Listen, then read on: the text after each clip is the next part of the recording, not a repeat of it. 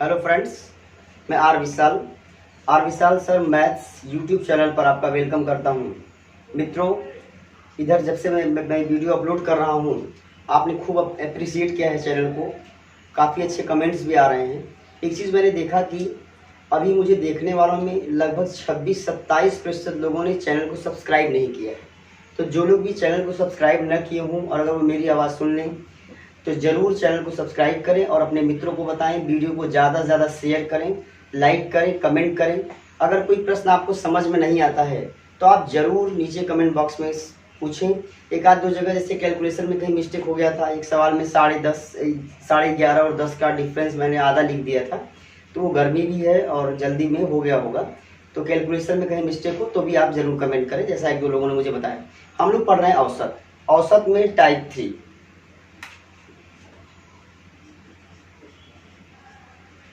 इसको हम लोग नाम देंगे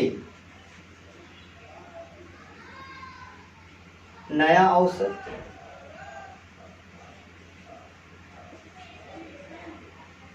स्लैश सही औसत।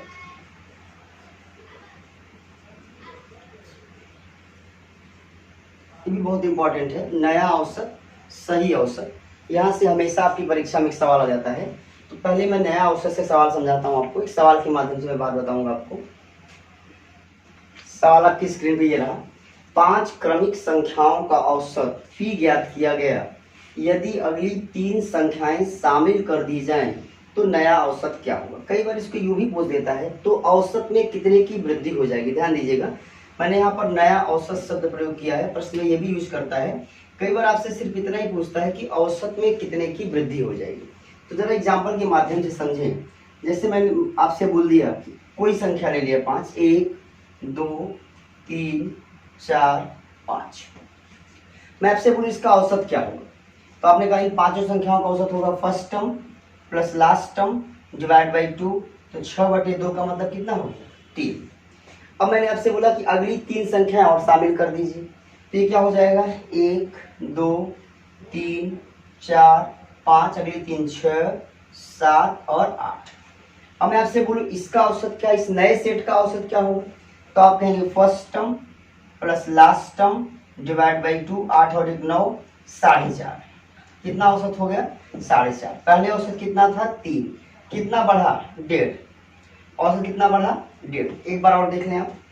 जैसे मैंने आपसे कहा कोई क्रमागत संख्या ले लीजिए। मैंने आपसे कहा 5 6 7 8 9 10 11।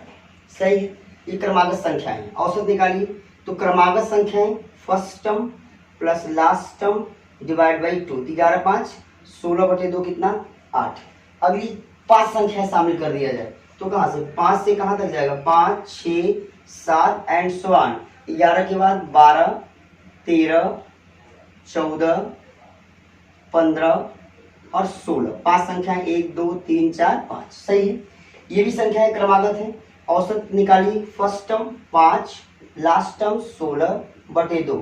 तो 16 और 5 21, 21/2 10.5। औसत कितना आ गया 10.5। देखिए, जब हम लोगों ने 3 संख्याएं शामिल की थी तो औसत में 1.5 की वृद्धि हुई थी, और जब हम लोगों ने 5 संख्याएं शामिल की तो औसत में कितने की वृद्धि हुई 8 से 10.5, 2.5 की वृद्धि हुई। कहने का मतलब ये हो गया मित्रों कि ऐसे प्रश्नों में जितनी संख्याएं शामिल की जाएं उसके आधे के बराबर औसत में वृद्धि होगी, या जितनी संख्याएं सेट से निकाली जाएं उसके आधे के बराबर औसत में कमी होगी। जैसे आपसे बोला 5 संख्याएं शामिल की जाए तो 5 का आधा 2.5 बढ़ेगा। 3 संख्याएं शामिल की जाए 1.5 बढ़ेगा। 6 संख्याएं शामिल की जाए 3 बढ़ेगा। 6 संख्याएं निकाली जाए 3 घटेगा। मेरी बात समझ पाए आप। मतलब जितनी भी संख्याएं शामिल की जाएंगी उनके आधे के बराबर औसत में वृद्धि होगी, या जितनी संख्याएं निकाली जाएंगी उनके आधे के बराबर औसत में कमी होगी। देखिए प्रश्न,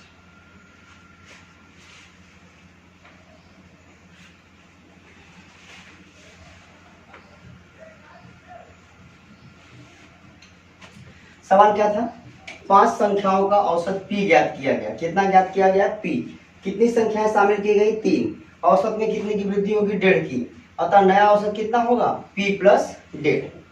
अगर आपसे पूछता औसत में कितने की वृद्धि होगी तो आपका उत्तर कितना होता? केवल 1.5। नेक्स्ट क्वेश्चन,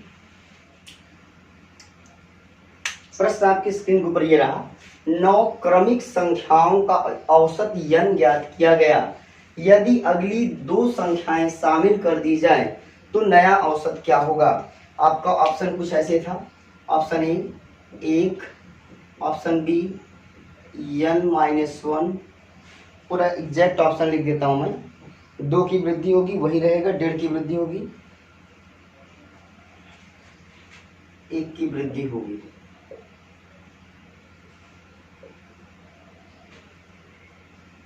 1.5 की वृद्धि होगी,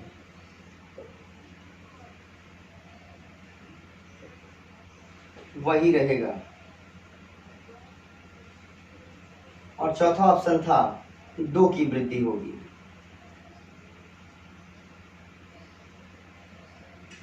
सवाल डाटा एंट्री 2013 में पूछा गया, कई बार का रिपीट सवाल है।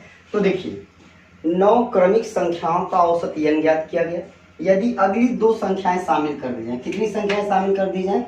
2, तो औसत में कितने की वृद्धि होगी? 1 की। अगर आपसे पूछता कि ऑप्शन में ऐसे होता है n+1 n-1n, तो ऑप्शन लगता है n+1, नया औसत होगा n+1, लेकिन ऑप्शन कुछ ऐसे बना है, क्या होगा? 1 की वृद्धि होगी। तो आपका करेक्ट आंसर क्या होगा? 1 की वृद्धि होगी। नेक्स्ट क्वेश्चन देखिए, प्रश्न क्या है, 6 क्रमिक संख्याओं का, सीजन में से पूछा गया सवाल है, 6 क्रमिक संख्याओं का औसत k ज्ञात किया गया, यदि अगली 2 संख्याएं शामिल कर दी जाएं तो नया औसत k से कितना अधिक होगा? मैंने आपको पहले बताया कि ऐसे प्रश्नों में जितनी संख्याएं शामिल की जाएंगी उसके आधे के बराबर औसत में वृद्धि होगी।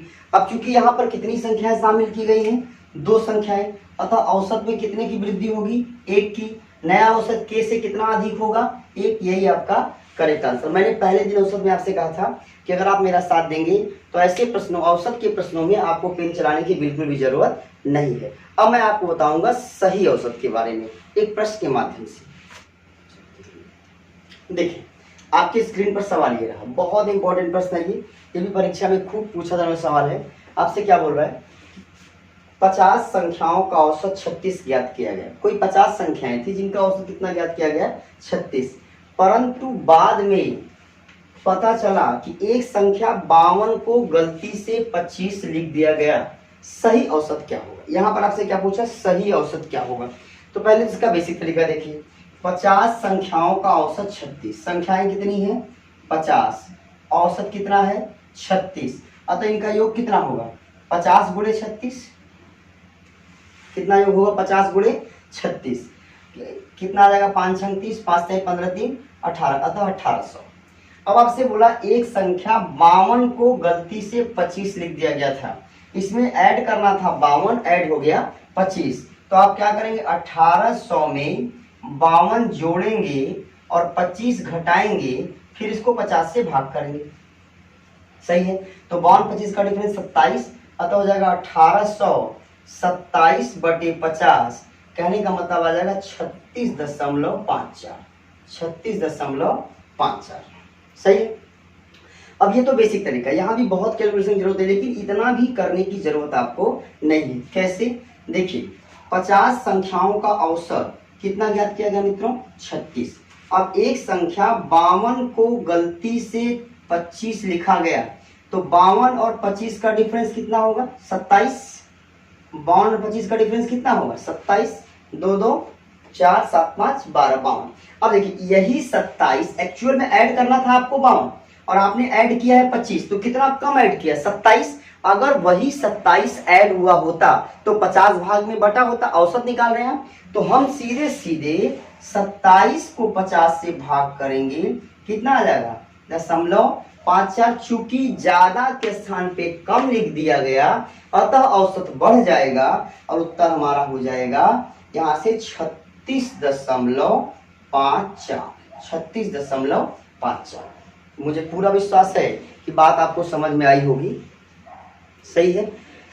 जो पहुंच चुके हैं मंजिल पर, जो पहुंच चुके हैं मंजिल पर, उनको तो राहे फक्र नहीं, 2 कदम अभी जो चले नहीं, रफ्तार की बातें करते हैं। ठीक है मित्रों, नेक्स्ट क्वेश्चन। अगला सवाल देखें आप, 35 बच्चों के एक कक्षा के औसत अंक 35 है। सही है, विद्यार्थियों की संख्या कितनी है 35, औसत अंक कितना है 35। अब कह रहा है कि एक विद्यार्थी के जो 35 अंक पाया था, 35 अंक पाने वाले एक विद्यार्थी के अंकों को 65 लिख दिया गया। कितना लिख दिया गया 65। सही है, तो अगर हम देखें तो 35 लिख, पहले तो औसत 35 था। अब इसमें हुआ क्या कि एक विद्यार्थी का अंक जो था 35 को हमने क्या लिख दिया 65। ध्यान दीजिएगा 35 35 कई बार टकरा रहा है, यहाँ पर विद्यार्थियों की संख्या भी 35 है। तो 35 और 65 का डिफरेंस कितना होगा 30। 35 और 65 का डिफरेंस कितना होगा 30। अब अगर हम 30 को 35 भागों में बांटे, क्योंकि कितने भागों में बढ़ता 35 भागों में, तो ये कितना आएगा 0.86। 30 बटे 35 कितना आएगा 0.86। अब देखिए 35 की जगह पर 65 लिखा गया था, कम की जगह पर ज्यादा लिखा गया था, अतः औसत घटेगा। तो 35 में से जब हम 0.86 घटाएंगे तो 34 दशमलव कितना आ जाएगा 14, और यही आपका करेक्ट आंसर है। सही है, आपकी परीक्षा में ये सवाल पूछा गया, CPSI 2016 का सवाल है। CPSI 2016 में फिर से एक बार समझने का प्रयास करें। 35 बच्चों के एक कक्षा का औसत अंक 35 है।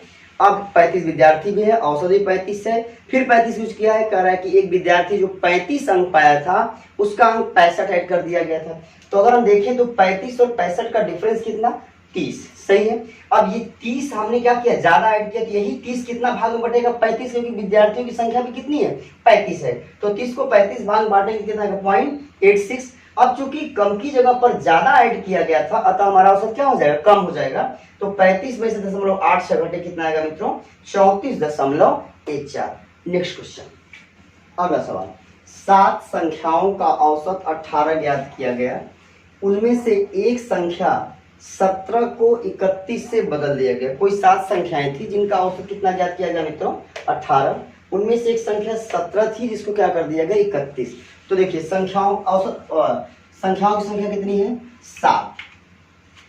संख्याओं की संख्या कितनी है 7, इनका औसत कितना है 18। अब एक संख्या 17 को बदल दिया गया किससे 31 से, तो 17 और 31 का डिफरेंस कितना आ गया 14।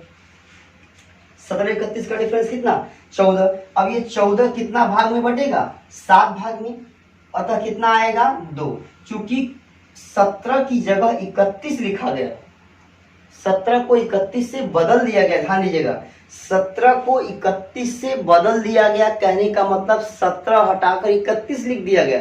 यहाँ पर कोई गलती क्या कर सकता है कि 17 के स्थान में 31 लिख दिया गया था, नहीं 17 को 31 से बदल दिया गया, मतलब 17 हटाया गया 31 को लाया गया, अतः औसत में 2 की वृद्धि हो जाएगी और हमारा करेक्ट आंसर कितना हो जाएगा 20। ये प्रश्न आपका पूछा गया था डाटा एंट्री 2012 में।